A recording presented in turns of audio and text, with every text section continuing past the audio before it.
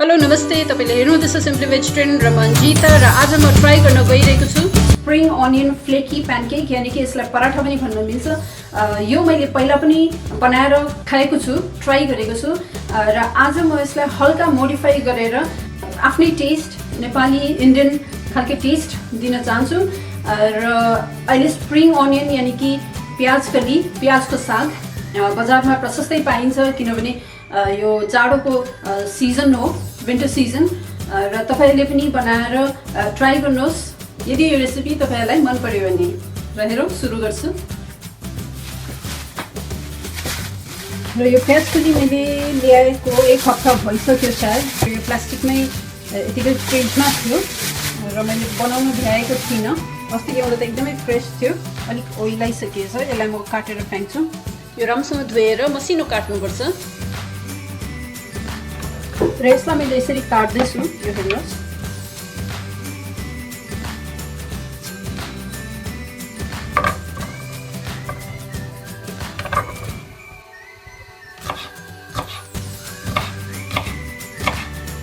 यो सेतो भाग पनि हालिदिन्छु।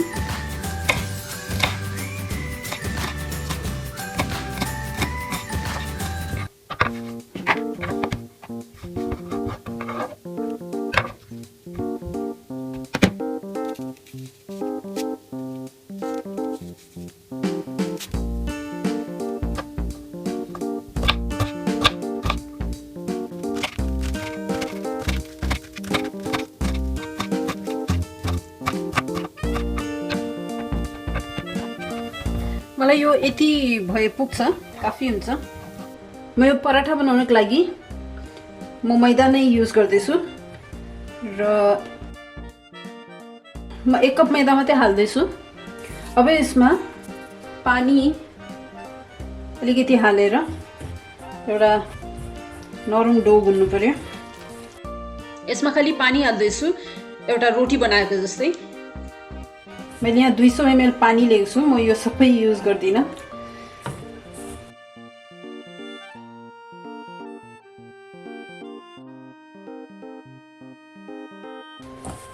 पानी अलिक होस्याले नै हाल्नु पर्यो, फेरि धेरै गिलो भइपठायो भने पनि यो बेल्न र यसलाई र्याप बनाउन साह्रो पर्छ।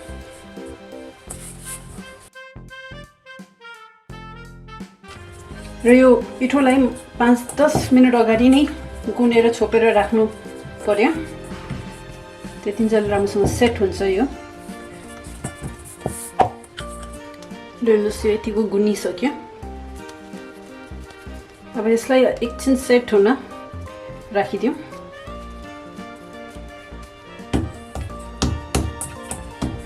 यसलाई म ढाकेरै राख्छु। सफा चिसो लुगाले ढाक्नु भए पनि हुन्छ, नत्र यसरी ढकनीले ढाकेर एक साइड राख्दा पनि हुन्छ। र एकछिन म खालि 5 मिनटको लागि राख्छु यो। र यो गुन्न पानी चाहिँ मैले 60 ml जति मात्रै युज गरेँ। अब म यो प्यानमा अलिकति 20 ग्राम जति बटर गलाउँछु। यहाँ बटरको साटो तेल प्रयोग गर्दा पनि हुन्छ, तर बटरले अझै स्वादिलो बनाउँछ, त्यसकारण युज गर्दैछु।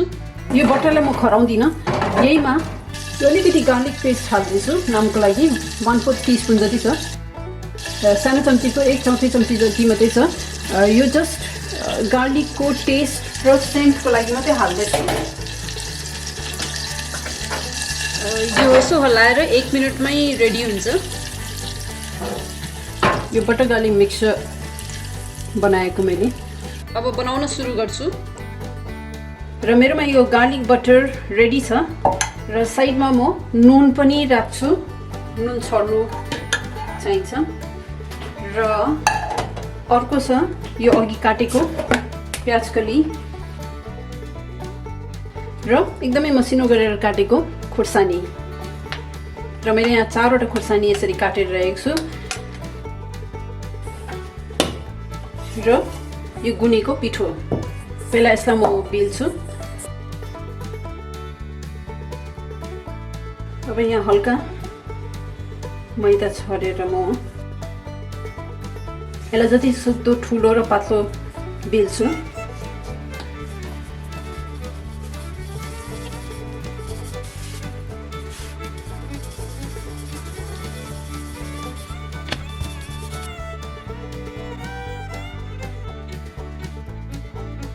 सबैतिर एउटै नापले बेल्दै लैजाउँ।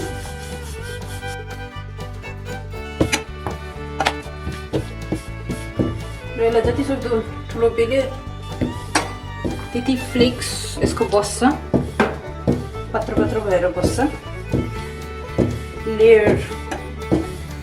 लेयर देखिन्छ।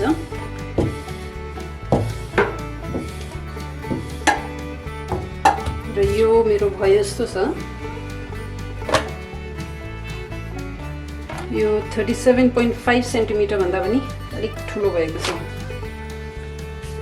झन्डै।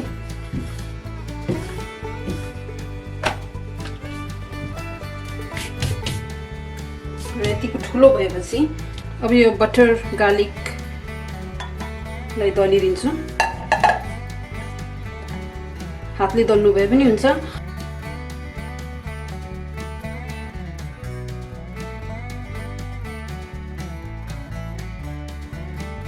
र खास गरी चाइनिजहरूले जुन उनीहरूको यो स्प्रिङ ओनियन प्यानकेक बनाउँछ त्यसमा प्राय तेल नै युज गर्छ, सनफ्लावर ओइल जस्तै प्लेन ओइल नै युज गर्छ।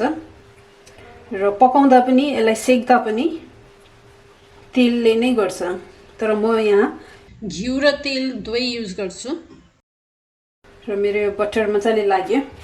अब यो माथि नुन तपाईँको स्वाद अनुसार हाल्नु होला। म अलिक अड्कलेर हाल्दैछु, धेरै चर्को पनि बनाउनु भएन। अब यो माथि म यो खोर्सानी, मसिनो काटेको खोर्सानी पनि छरिदिन्छु। अलिक पिरो खालके चाहियो भने हाल्दा हुन्छ। म कुनै अहिले यहाँ अचार चटनी म केही बनाउँदिनँ, त्यसकारण म यो डाइरेक्ट खोर्सानी हालिदिएको, हरियो खोर्सानी। त्यसपछि प्याज कली,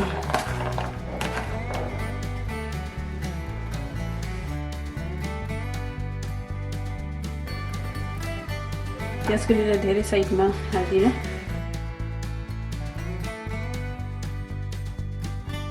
अब यो हालिसकेपछि यसलाई बिस्तारै रोल गर्नुपर्छ। बिस्तारै रोल गर्दै जान्छु।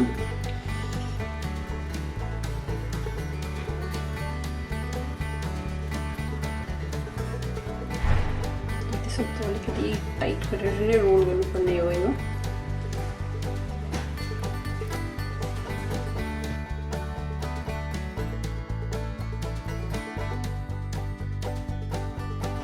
र यो रोल भयो मेरो।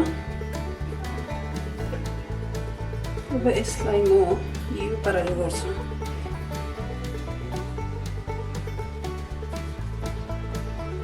हल्का यसरी हल्कासँगले यसलाई बेरिदिन्छु, एकदम हल्का, टाइट छैन।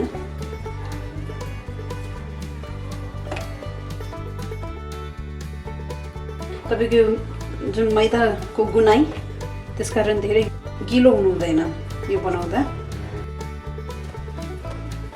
सायद यस्तो छ, धेरै चलायो भने यो फेरि फुट्छ चारैतिर। अब यसलाई म यसरी रोल गर्दै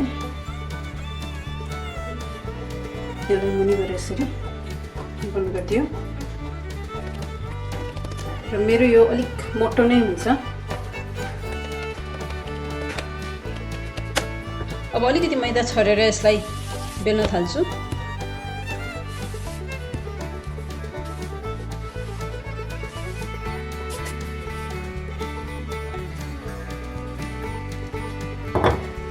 एकदमै हल्कासँगले बेल्नु पर्यो। र यो पराठा तपाईँको बाक्लै हुन्छ। एक्चुअली मैले यो चाइनिज स्टाइलको प्यानकेक नै बनाउँदैछु। रेसिपीमा अलिकति फरक छ, हल्का मोडिफाई। न त चाइनिज प्यानकेकमा खालि यो स्प्रिङ अनियन, नुन र तेल मात्र युज गर्छ उनीहरूले र सोया ससको सससँग खान्छ। एकदमै केयरफुली लिनु पर्यो।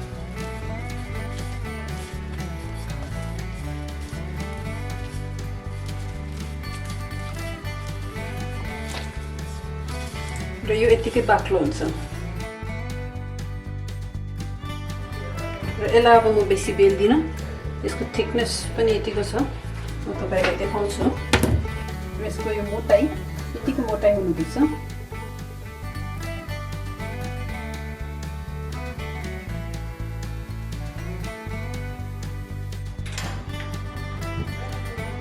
र ग्यासको आँचलाई म मिडियम फ्लेममा राख्छु।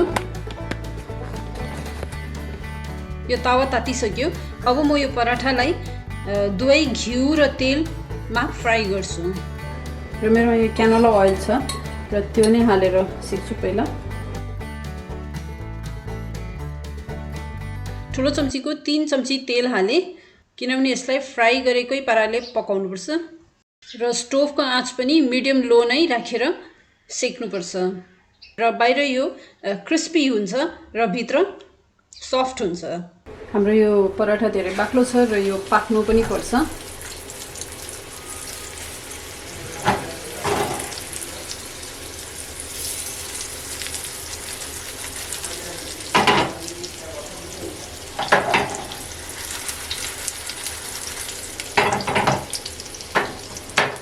एकछिन 1 मिनटको लागि यतिकै पाक्न दिउँ।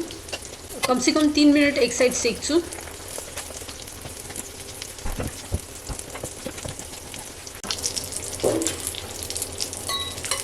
र माथिबाट पनि म तेल हल्का छरिदिन्छु।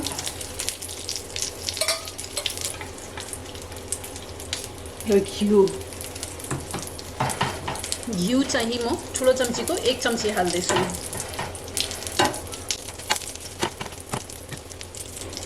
यसलाई पल्टाउँदै सेक्नुपर्छ।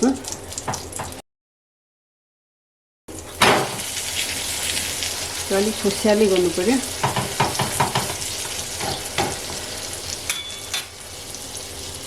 र आँचलाई अलिक सानै गरेर पकाउनु पर्यो। अब अझै 3 मिनट जति अर्को साइड पाक्छ। र टोटल तपाईँको 6 मिनट 7 मिनट जति लाग्ला एउटा यो पराठा पाक्नको लागि।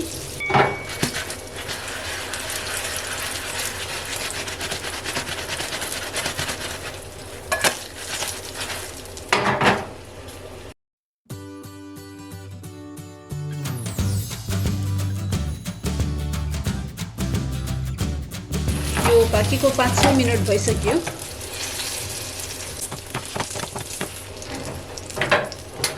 यसलाई निभाइदिन्छु र अब म यसलाई बोर्डमा राखेर काटेर देखाउँछु।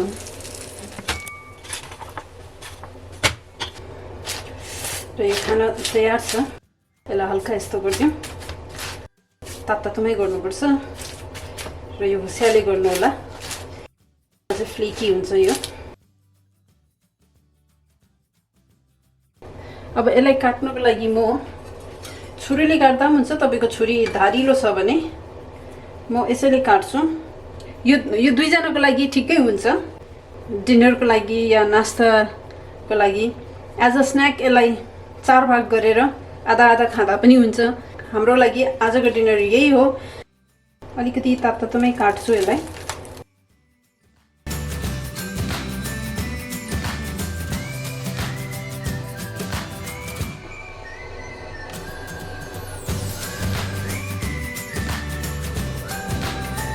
र यो सससँग खानुभए पनि हुन्छ। र म यो यतिकै खाएर देखाउँछु। यसरी लेयर्स, यसरी फ्लेकी लेयर्स बसेको हुन्छ र बाहिरबाट हल्का क्रिस्पी हुन्छ र भित्र एकदमै सफ्ट हुन्छ।